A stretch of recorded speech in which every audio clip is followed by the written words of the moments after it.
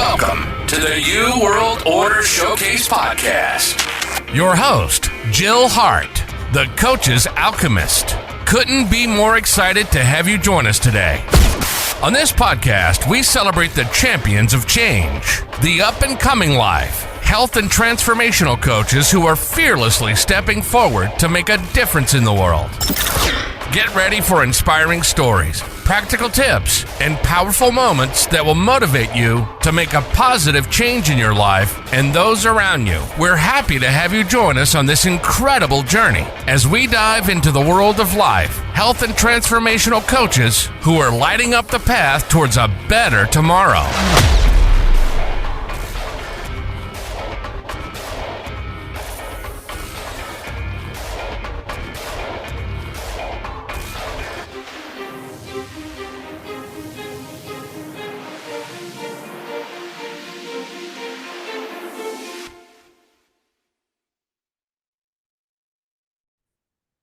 Hi, and welcome to the New World Order Showcase podcast. Today we have with us Ough. Lori is a Reiki master and a psychic medium. I'm really excited to hear how these two connect. She specializes in Reiki readings, energy clearing, animal communication, and straight mediumship. And she's also getting into coaching, and we'll talk about how she integrates all of that in as well. So welcome to the show, Lori. It's really exciting to have you here. Thank you so much for having me. I appreciate this. Yeah. And then for a moment, I'm like, who's she talking about? And I'm like, oh, yes, I do all those things. It's you. So have you known all your life you were a medium? Or is this something that you've that's a really good question. I've definitely always felt connected. I don't think that I knew exactly what it would feel like to be a medium and to be able to do that more in a defined way, like for other people. But personally, I know that I have always felt connected connected to spirit guides, just feeling very empathic and connected energetically to people. I experienced bigger loss when I was a young person.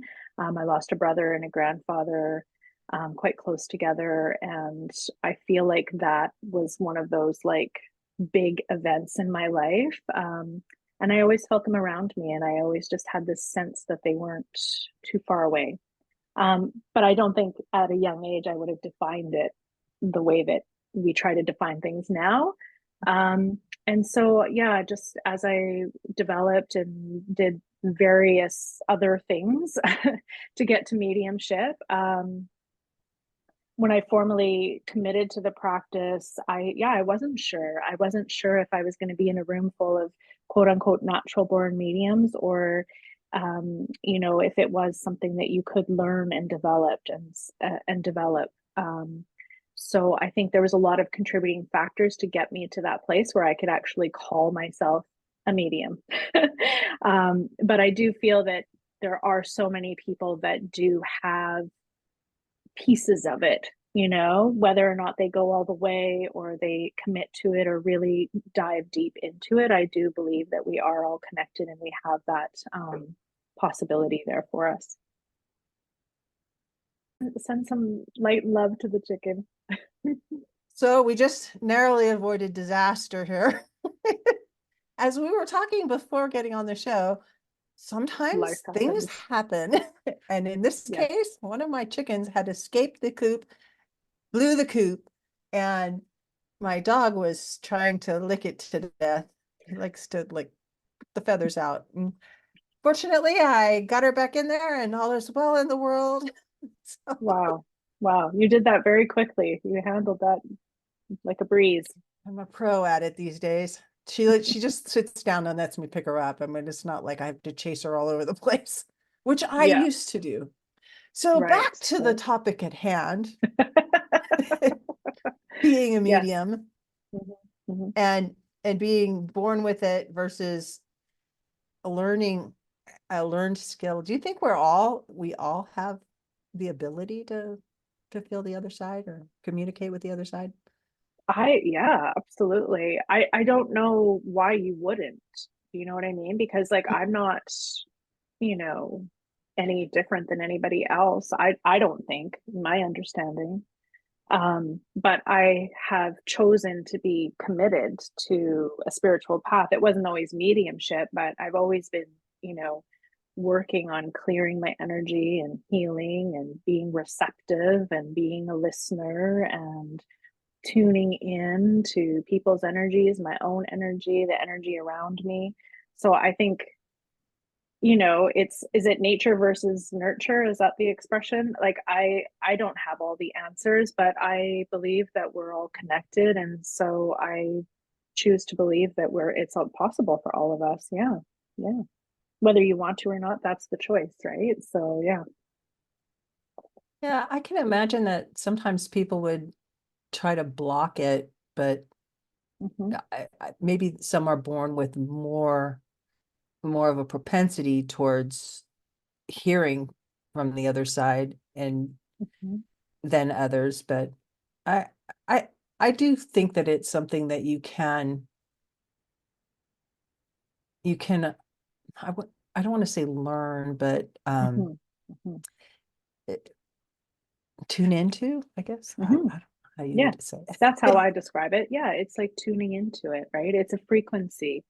Mhm. And yeah, I mean, absolutely, people can be very natural at it, and it's happening for them all the time, and they can turn it off for various reasons. They're told to turn it off, they're fearful. I think there's lots of variables in that as well. Myself, I I don't know if this is actually a choice or not, because obviously I don't have the definitive answers on everything. Otherwise, I would be evolved and moved on, I'm sure. But my understanding, you know, is like I don't really want to like actually see, you know, a ghost per se, which I don't even really see it that way anyways. But that was kind of what I thought when people would say, "Oh, I see this" or "I see that," that they Mhm. were like seeing something on the outside of themselves. My understanding is, and how it works for me, is if I say like, "Oh, I'm seeing this," it's more, you know, I'm seeing it like in my imagination. It's very much a similar feeling as if you were imagining something. It's kind of in this space of your third eye and your crown. It's that clairvoyance, it's that clear seeing. And I'm quite fine with that. But as a young person, I remember like walking into a room and feeling an energy, and I was like, I don't want to see anything. You know, but I definitely was, I could feel certain things that were validated, and I was like, but I don't want to see anything. So yeah, I wonder definitely if that fear. Yeah. Hmm. I wonder if that didn't stop you from seeing things, because I have seen things. Yeah. A couple of Yeah. times I interacted with those things. Um, they they weren't real good experiences, let me tell you that. But Hmm. I have to wonder if things Hmm. don't materialize Hmm. because we're like, I know you're here, stay invisible. Yeah. Yeah. Stay where I can't see you. Yeah, I mean, I'm curious about that too. Like, did I have that ability and then I turned it off, or did I just block it right from the get-go? I mean, I'm not sure, right? I grew up in the time of like the movies of Ghostbusters and stuff like that, where it was like it was something to be afraid of, you know, and poltergeist and these different things. And yeah, so I'm more curious about it now. I don't have any fear anymore. So if that's something that, you know, wants to come through, I'm definitely more open to that now, because I know that I don't need to be afraid. And also, I think it's okay if we're not, um, that we have that choice, right? Like maybe my nervous system and my capacity couldn't handle that, or it wasn't the right time for me to go into that, you know. And I trust that as well. So yeah, I trust in the timing of things too. Hmm. Yeah, and you're at different places at different times of your life. So I, I think I think we go through seasons where, we're Hmm. more open and less open, and then we're more open again. Hmm. So, how does the Reiki and the does Mhm. psychic mediumship go together? I don't know. Um, how does it go together?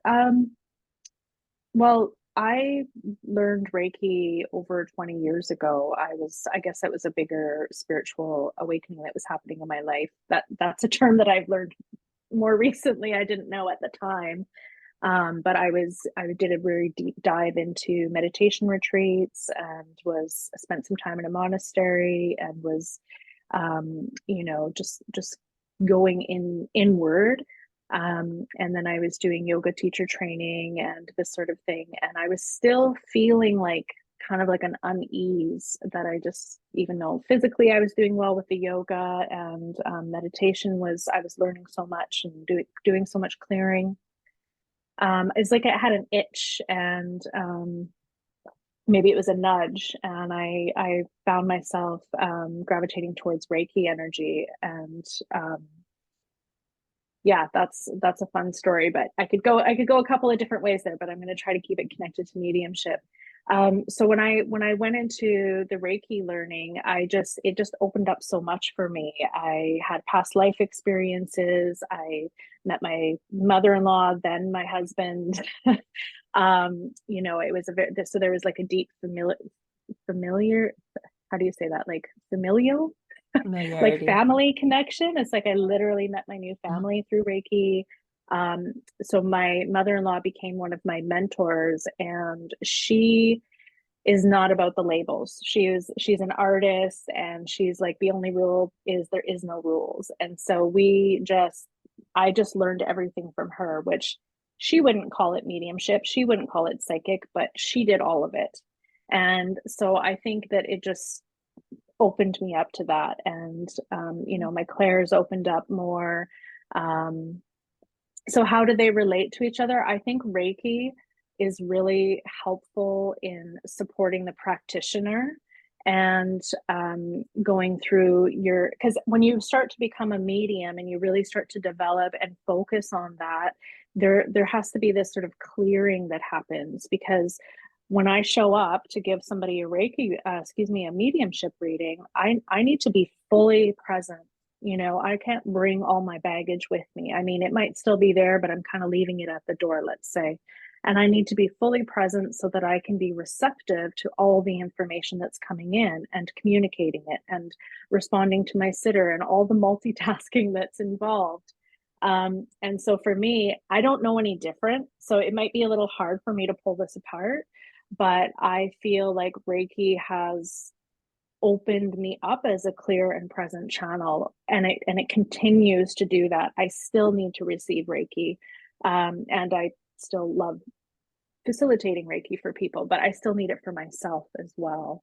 And I just find that it brings through insight, it brings through connections, it helps with ancestral healing, it helps with past life healing, which I don't need to do so much anymore, but once in a while things come up. Yeah, it's just so all encompassing that I just feel like it helps with everything that I do, not just Yeah, mediumship. Yeah. we were talking before, everything is energy and it just has different labels, and being grounded in your own energy before like inviting in other energy has got to be very, very important in terms of Mhm. probably self-protection more than anything Mhm. else. Just Yeah, to know where you are, where your boundaries are, and where the other energies are coming in, and how to define them. So absolutely. Absolutely. I know that you do energy clearings, you do Reiki readings, and you do communication with animals. That's Mhm. so Mhm. fascinating. So let's talk about the communication with animals for a minute, because I Yeah, can sure, just sure. experience my Um, experience. well, again, I mean, I feel like a lot of people do animal communication to varying degrees. Mhm. Whether you've been trained in Reiki or not, I think we all, and I know for myself, I had this connection with animals before I learned the things, or learned what to call the things. Maybe you could say it that way too. But you know, it's that feeling of the animal being close to you, and you know, so in healing, you just kind of have a knowing that they need healing right now. And the funny thing I find about animals is that they tend to not need like a lot, you know, because they don't have that ego mind to sort of like get through, you know. They just like they just absorb the energy, and I feel like they don't typically need like a very long treatment, you know. They just kind of take it in.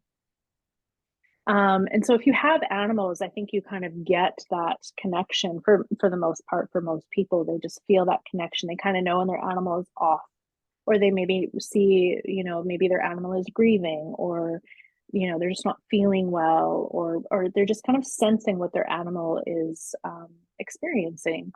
And so when you're doing animal communication, you can do with animals that are still with us, and you can do with animals that have passed, and it's really similar. Like it really is a similar energy. Especially I find with animals, it can almost be a little bit tricky to tell if they've passed or not. So you know, if somebody says, oh, I'd like to have a reading for my cat, and they don't tell me, sometimes it can be a little bit tricky because I can be picking up on their energy, but I might not know right away if they've passed or not, because it comes through so clearly either way.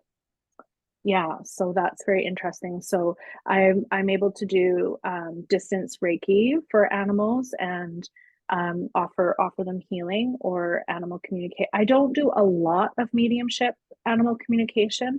It just hasn't worked out that way, but I have friends that it just comes through for them just like so easily, and maybe I'm just not like 100% there yet. I don't know. But the animal healing, absolutely. That's like, it's, it's just how you would imagine it to be. It's just very peaceful and very easy, I want to say. You know, I really think that's something that that everybody can do for sure. Yeah. Yeah. Interesting. So And the way, yeah, sorry. how do people work with you? Do you, I know you also do coaching, and how does Mhm, that kind of mhm, look? How do you, mhm. what do you coach around, I guess is the best way to ask that Yeah, question. yeah. Well, it's kind of taken two or three or a couple of different directions. Like right now, I'll just kind of use what I'm doing right now. So I have a few mediums. They're practicing mediums, they're developing mediums, and I work with them. You know, our sessions can be conversation and philosophy, and what happens if this comes up, what happens if that comes up. I have one gal in there, and she has like been raised with the horses, you know, like she is just such a farm girl and very, very connected to the animals.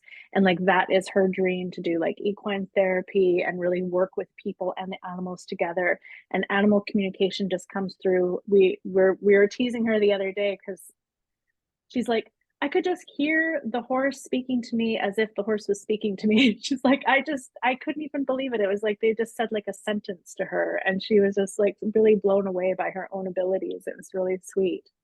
So working with her, I'm helping her to, helping is kind of a funny word sometimes, but I'm guiding her in her own abilities to see that she can trust herself and that she can trust the information that's coming through. You know, I'm sitting there going, well, of course you're connected to the animals because it's what you've been doing all of your life. But for her, it's like this perspective shift, right? It's like, oh, I'm actually doing something. There's actually something happening here.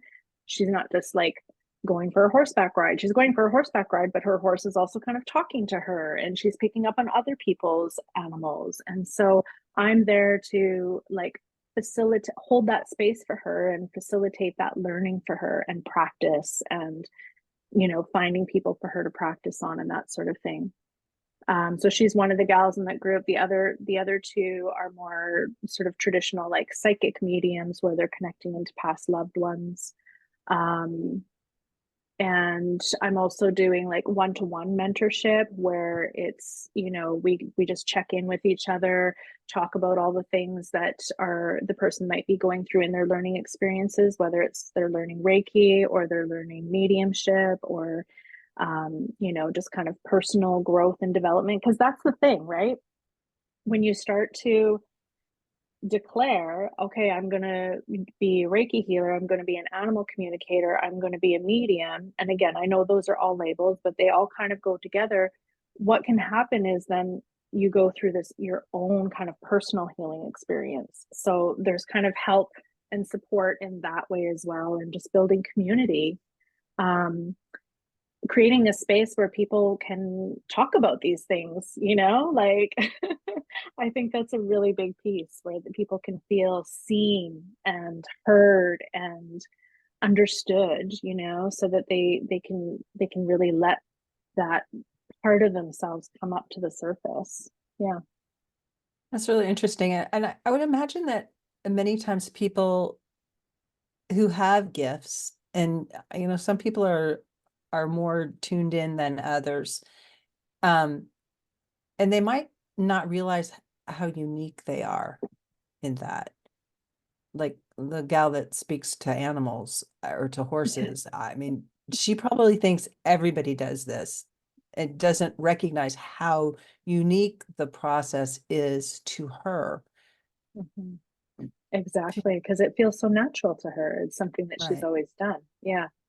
No, and I love that you said the word unique as well. And I think what I see in my communities and in the women that I'm working with is that it's about each woman finding their unique abilities and their unique gifts, or however you want to say that, their unique services that they have in the world. Because, like, what I have to offer is from my experience and what I've learned and my abilities, and what the other person has is unique to them. And I feel like this is really coming through. And I think that that can be a little bit of the tricky part, is that you're kind of coming out and going, is there anybody else like me? Do other people do this? And like what you just said for this one gal that I'm working with, I mean, like, she's just always done it, and so you're trying to tease it out and see it for what it is. No, not everybody can do this. Not everybody sees animals that way. Not everybody hears animals that way. Not everybody understands them that way, right? So yeah, it really is it's special, but it's not special in that, like, she's better than anybody else. It's just special in it's her unique offering and her way to be in the world. And I think I could say that about any woman.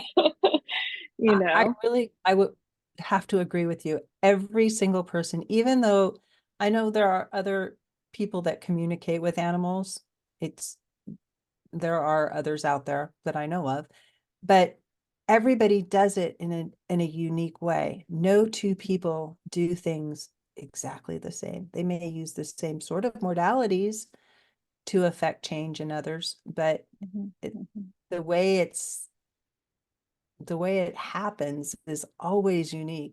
And I think it's even unique to each situation, because when every client you have, if they're one-on-one, the dynamic is different than if you're in a group, because then there's the group dynamic that comes into play and the energy of everybody working together.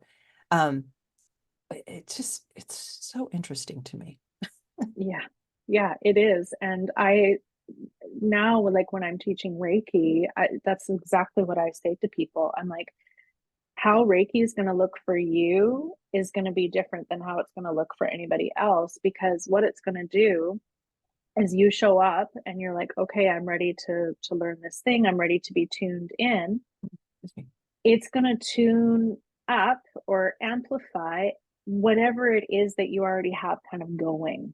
You know what I mean? So it's like, yeah, if you're really drawn to animals, if you're an artist, if you're a nurse, if you're a mom, if you're a grandma, if you're a baker, like, I feel like what it does is it just connects you a little bit deeper and like hones in and gets things like refocused, so it's like it's like it turns up the dial on whatever it is that you already have within you, right? So it can look different for, if you have 10 people in a class, it could very well manifest in 10 different ways for each person. And that's what I love about it. And the other thing that you said there, like when you were talking about animal communication, and I think this goes for all healing.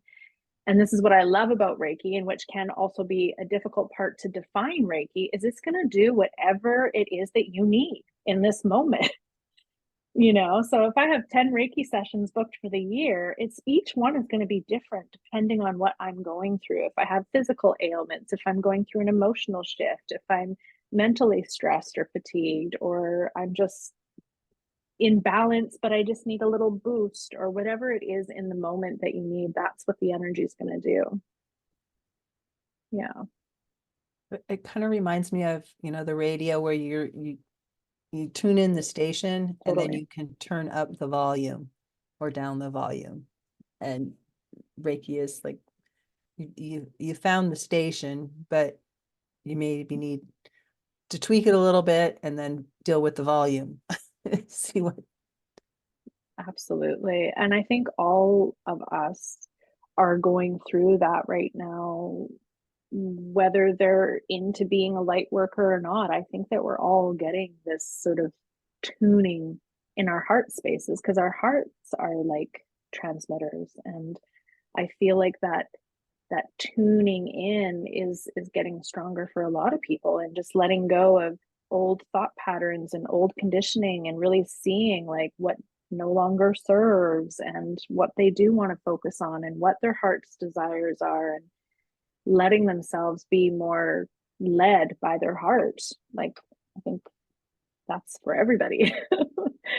I hope. I feel that more now in the last couple of years than I've ever felt it before. It just seems like we've reached a kind of a tipping point in society at large.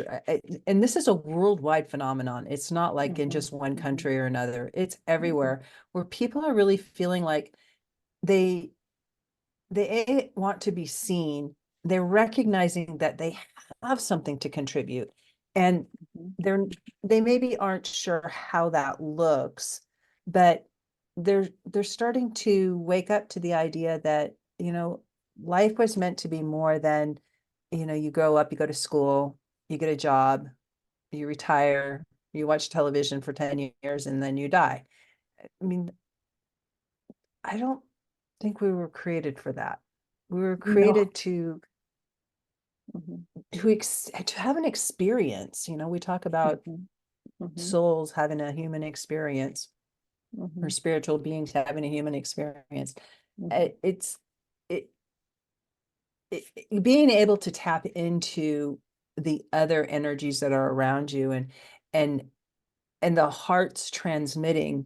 It's like the morphological shift, where there's just like a knowing. Everybody is coming to this knowing that it's important that we raise the consciousness globally, because what the old things that were happening aren't sustainable. And just by us all coming together and wanting what's best for ourselves, and in wanting what's best for ourselves, it really does help the whole consciousness together. I don't know if that makes sense or not. 100%. Yeah, no, it all made sense. Yes, I 100% agree.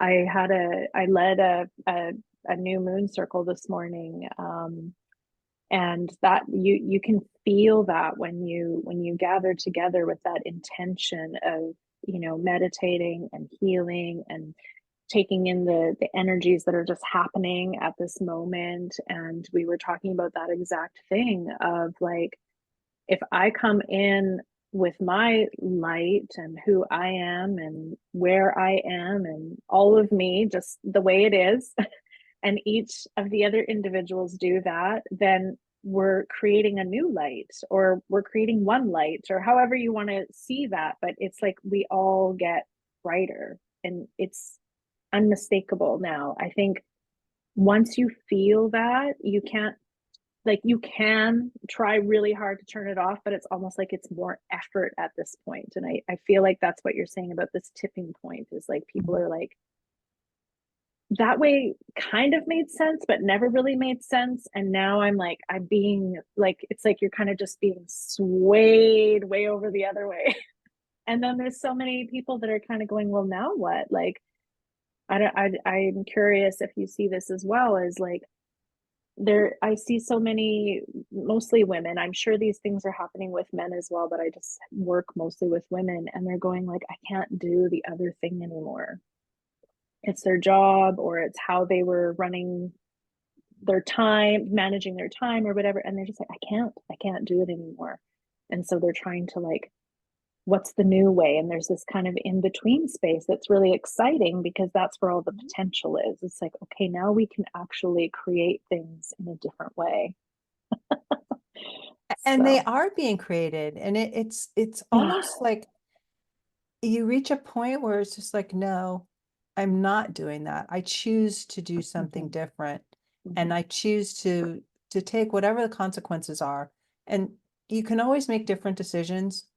Every decision has a consequence, and you might like some of them, you might not like some of them, but it comes as a full package. It's not like you can just only pick the decisions that are going to have great consequences, because even great consequences have negative consequences as part of the package. So you're going to get both. And it's just the exploration of the juxtaposition of the consequences, even of the new decisions people are making, and the decision that, no, we don't like the way this is working in the world. And they don't even have to like do anything. It's just the thoughts that that was not a good way to have life go. Wars are a good example of that.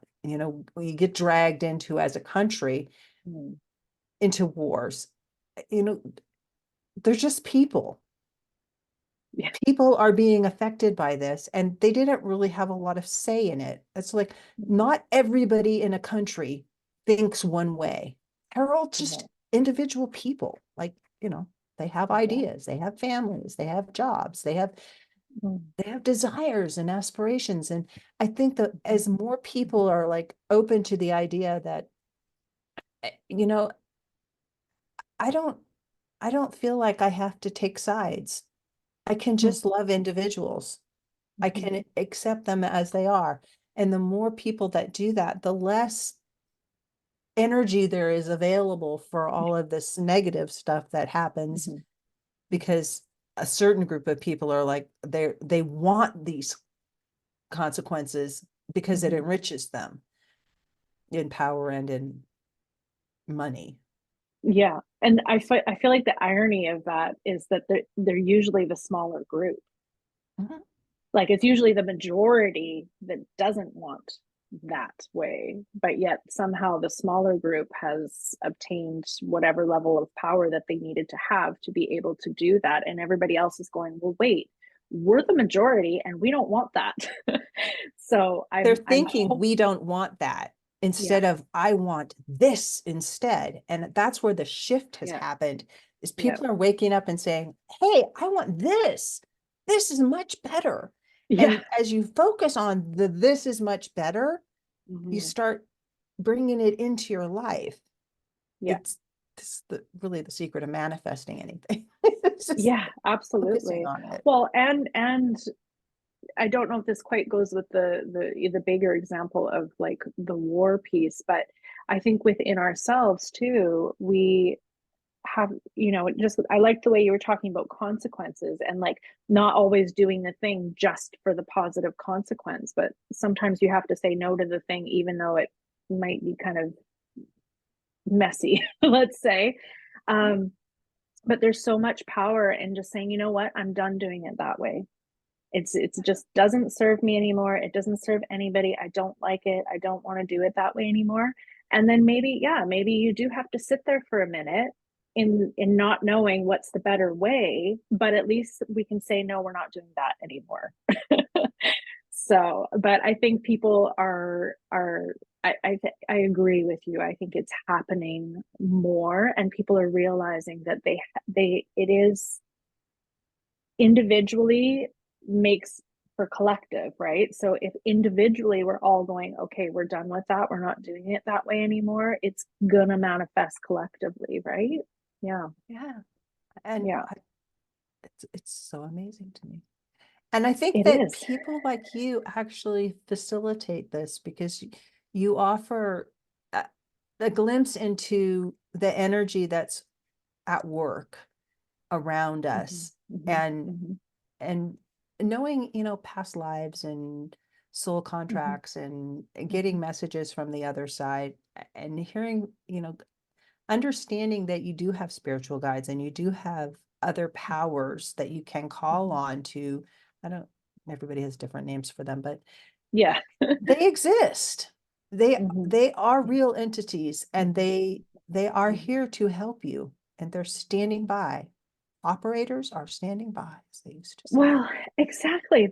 I get that visual all the time of Wilma Flintstone, in the Flintstones, and they had the big shell phones, and it's like this Yeah. big massive shell, and they're like, hello. And that visual always comes to me because it is that easy. And I don't know. I guess this is a human, I guess it's the ego brain where we think we're alone.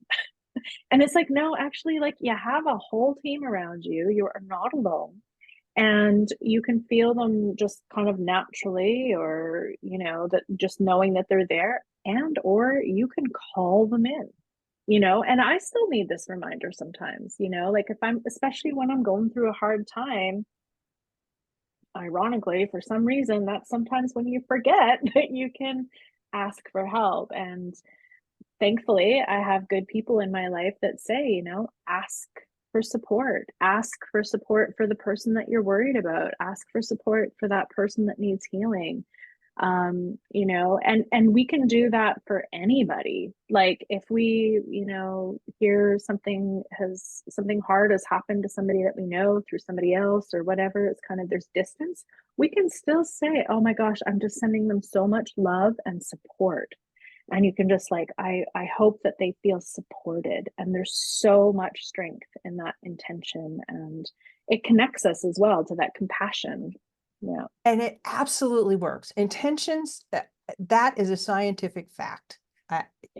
There have been lots of experiments done that show that. And I have just recently, like today, been reminded of it again. A really dear friend underwent Mhm. surgery, and she put it out there what she was going to go through, and she's lived in Mhm. pain for many, many years of her life, Mhm. because of an accident that she sustained, a neck injury. Mhm. Mhm. And just the level of pain that she was at was so high, and the surgery was supposed to fix it. And she's got all of these people holding space for her and holding space for the surgeon to really do Mhm. an Mhm. excellent job and to know what to do. And he came to her just before the surgery and said, I'm going to do it this way. I woke up this morning and I just knew this is what I was supposed to do. I believe that that was from all these Mhm. people holding the space for him to Mhm. know the exact thing he Mhm. needed to do. So he did the surgery, and instead of, 2 incisions, she only has one. And he came in the next day and he's like, how do you feel? She's like, it's just a little bit worse than I was living with for the last 10 years. I mean, and Mhm. he had Mhm. hyped this surgery up to like, it's going to be really painful and it's going to take a long time for you to heal. And she just blew Oh, away. She's like, Tylenol's enough. It'll get me over this. wow. I, I really believe it's the power of all of these people Mhm. holding Mhm. intentions that she's going to heal Mhm. quickly, and that it's going Mhm. to be a miracle that, she's not going to be in this pain that she's been in for so long, and that you would have all of the information he needed. It's just Well, yeah, and I think we can connect to that, right? Because we can go there and be like, oh, can you imagine if it was me that was in that much pain? What would I desire? I would desire relief. And we can connect into that. And I love that you brought in sending that energy to the surgeon as well. And I'm sure it filled the space that she was in, the room that she was in, the nurses, the tools that they use, like fill it. Just send it all, send it all. And the thing is too, is like the trust comes in there again too, is because like we don't have to know exactly what it is. That's why we have surgeons, because they do know that exactness of things. Mhm. But we can just send it all, knowing, okay, whatever is serves her highest and greatest good, which is obviously hope to be pain free, right? And that's enough. Yeah, we don't have to Oh, know all the answers. Yeah, we can send so much. We can do so much just with that intention. I love that reminder. Yeah. pretty amazing. So how do people work with you? How do they get in touch with you? What? Yeah. Well, it's funny. As soon as you start speaking about your friend, I'm like, let me get in there. I just like, it's so funny. I can't help myself. I think I've always been that way. Yeah, so I have a website, Medium Lori O. Pretty straightforward. Medium Lori O is a name that I chose after becoming a medium, and it just kind of has a ring to it. So I do other things, but that's the title. I'm pretty active on Instagram. I'm always posting about new offerings that I have and little specials and things that I'm doing in there. Um, yeah, so that's I guess the way that people can get in touch with me. I offer workshops. I'm just doing a collaboration with a friend right now. She's down in California. And we're both very passionate about the pathway of learning how to work with being an empath. And so we've called it Empowered Empath. And, we were talking about this sort of awakening, and people are kind of like, okay, I know I don't want to do it this way anymore, but I don't even know what I want to do. And they're kind of in this in between. And so many of them are empaths, and they're picking up on all the information, and it can be overwhelming. And so we're kind of getting in there and pulling things apart for people, and teaching about energetic hygiene and clearing out old patterns and all of these kinds of things. Yeah, I do development circles and mentorship, as we were saying, for Reiki and mediumship and sort of personal development. And I'm feeling sort of the nudge or the push a little bit more towards guiding a little bit more about spiritual entrepreneurship as well, because it's not an easy path. And it comes with challenges of switching from doing the spiritual practice and having the abilities and doing the work to creating a business out of that. That's been a big learning curve for me. So I'm getting more people that are kind of asking for guidance around that as well. Yeah. It's really It interesting that all you're kind of goes providing that together. too. It does really go together. Sorry? And it does all go together. And it's really good that you're Mm. providing that for people, because it, for a long time, people with spiritual gifts almost had to hide them. It's like, it, Yeah. now it's like coming out of the closet. Yeah. I People, hope so. I think there are still some that are, hiding and or needing to, like, feeling the need to. That's the yeah, thing that's the thing. I think has been sometimes when people ask me what I do, it is that kind of like, it's so natural to me that sometimes it's hard to define or describe. And that's one of them, is that I've always been able to do all the things. I started listening to chakra meditation tapes when I was 12 years old, aromatherapy, all that stuff. Louise Hay, I was like 17. I started like mind body connection, and then just kind of dove right in from there. But I forget sometimes that some people can't even say to their partners that they do these things, whereas it's all been very, very open for me, which I'm very, very grateful for. Sorry. Yeah, yeah. And yeah, so I feel like, yeah, I don't know, that's kind of almost another conversation, because I wish that people didn't have to hide. I'm like, come on, it's safe, it's okay, but it's complicated sometimes for people.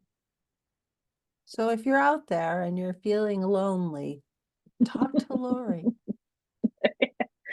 Yes, yes. And yeah, and I do, yeah, it's important. Community is important for sure, for sure. Whether you find that in your own community, online, just finding people that you can just really just let it out and just feel all the feelings and talk about all the things. And whether you're taking action and actually doing a thing or building a business, or whatever level you're at, I think it's important at every stage. Yeah, yeah, I think we need that.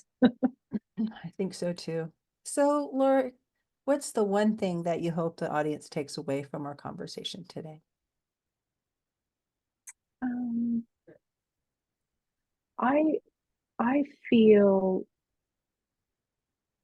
so